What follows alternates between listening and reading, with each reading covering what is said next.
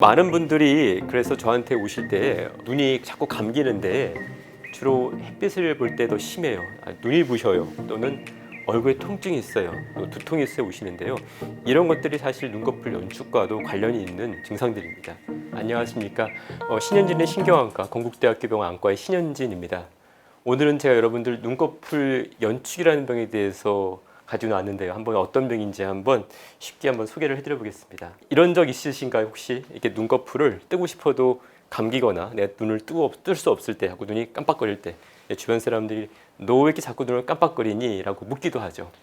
우리가 말 그대로 연축이라는 것은 근육이 강하게 수축을 콱콱 하는 것입니다. 눈꺼풀 연축은 눈꺼풀 주변에 있는 눈을 감는 근육이 강하게 갑자기 내가 원치 않아도 수축을 하는 바람에 눈을 깜빡거리게 되고 뜰 수 없는 그런 질환이죠. 근데 이게 왜 문제가 되냐면은 여러분들 한번 생각을 해보시면 알 것 같습니다. 운전할 때, 만약 여러분들 고속도로 운전을 할 때 자꾸 눈이 감기면 어떻게 될까요? 굉장히 위험하겠죠. 특히 나이 드신 분들 계단을 내려가거나 할 때 눈이 감기면은 헛디딜 수가 있습니다. 넘어지기 시도하시고요. 또 골절이 발생하기도 합니다. 그리고 대인관계를 할 때, 사람들을 만날 때 자꾸 깜빡거리는 때문에 심리적으로 위축도 되게 되고요. 또 대인관계하는데 어려움이 발생할 수도 있습니다. 옛날에는 이러한 눈꺼풀 연축을 단순히 심리적인 것들, 불안하거나 뭔가 심리적으로 안정되지 않은 그런 걸로 생각을 했었는데요. 사실 그렇지는 않습니다. 요즘에는 신경계 이상으로 이해를 하고 있습니다. 그래서 저희 신경안과 관련이 있고요. 뇌에는 기저핵이라고 해서 우리들의 움직임을 모듈레이션, 조절하는 그런 층추가 있는데요. 거기에 대해서 퇴행성 변화가 일어나면서 그런 움직임 조절이 잘 통제가 안 되기 때문에 이런 눈꺼풀 근육이 불수의적으로 자꾸 의도치 않게 수축을 자주 하는 것으로 저희가 그 병태 생리를 지금은 이해를 하고 있습니다. 많은 분들이 저한테 오신 분들 중에서 아래 눈꺼풀이 바르르 떨려요. 이거 혹시 선생님 안검 연축 아닌가요? 라고 많이 물어보시는데요. 사실 우리가 안검 연축하고 구분돼야 될 게 바로 눈꺼풀 떨림인데요. 눈꺼풀 떨림은 이제 영어로 말하면 트위칭, 그러니까 가볍게 근육이, 아까 연축은 강하게 한꺼번에 푹푹 떨리는 반면에 연축은 이렇게 잔떨림이 발생하는 겁니다. 잔떨림이요. 우리가 피곤하거나 아니면 스트레스를 받거나 아니면 카페인을 지나치게 많이 마시거나 담배를 피면은 아마 여러분들 한 번쯤은 특히 아래쪽 눈꺼풀이 파르르 떨리는 것을 아마 경험한 적이 있었을 겁니다. 그거 이제 눈꺼풀 떨림, 눈꺼풀 또는 잔떨림이라고 하는데요. 안검 연축, 눈꺼풀 연축과 달리 보통은 지속되는 게 아니라 일시적인 병입니다. 눈꺼풀 연축이 이제 한 5, 60대 중년한테 나타나는 반면 이런 눈꺼풀 떨림은 젊은 사람들 나타날 수가 있고요. 주로 휴식을 취하거나 또 안정을 취하거나 또 카페인을 줄이면은 보통은 증상이 좋아지고 지속되지 않는 것이 바로 그 특징입니다. 그래서 주로 이거는 한쪽에만 떨림이 오고 양쪽으로 눈이 콱콱 감기는 눈꺼풀 연축과는 좀 구분을 해야겠습니다.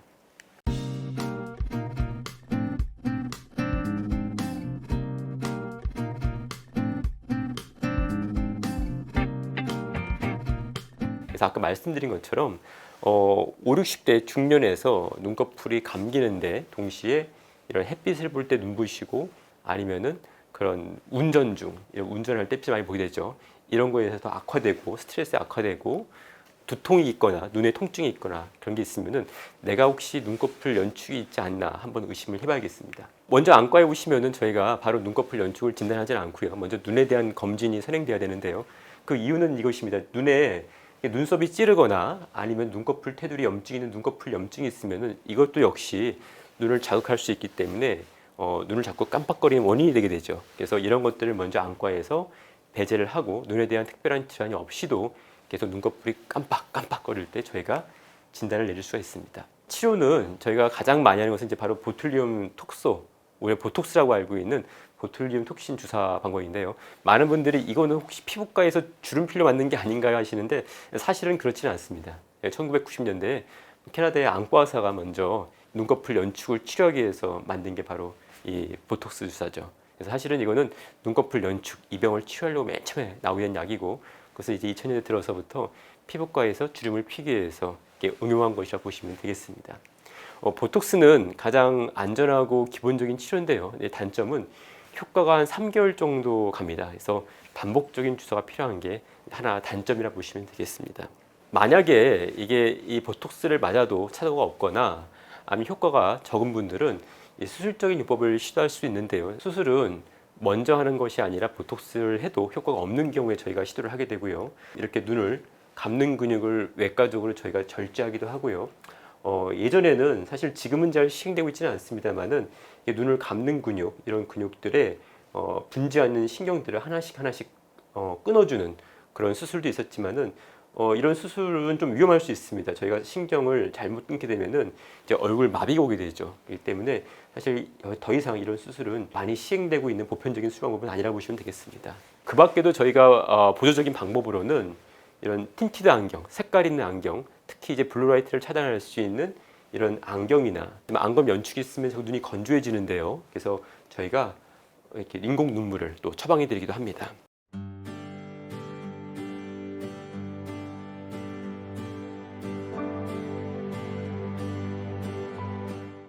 결론적으로 말씀드리면은 5, 60대 중년에서 저희가 의도치 않게 자꾸 눈이 깜빡거리고 눈을 뜨기 힘들다거나 또 그런 증상들이 햇빛, 스트레스, 또 운전 중에 악화되는 게 있으면은 제가 먼저 안과에 방문하셔야 되겠고요. 안과에 방문하셔서 눈썹이 찌르는지, 눈꺼풀이 염증이 없는지 다른 문제를 먼저 검진을 하시고 특별한 문제가 없으면 저희가 안검 연축, 안검 경련을 진단을 내릴 수 있겠습니다. 치료는 보톡스를 많이 하고요. 보톡스는 제가 보통 3개월에 한 번씩 주기적으로 맞는 것을 추천을 드립니다.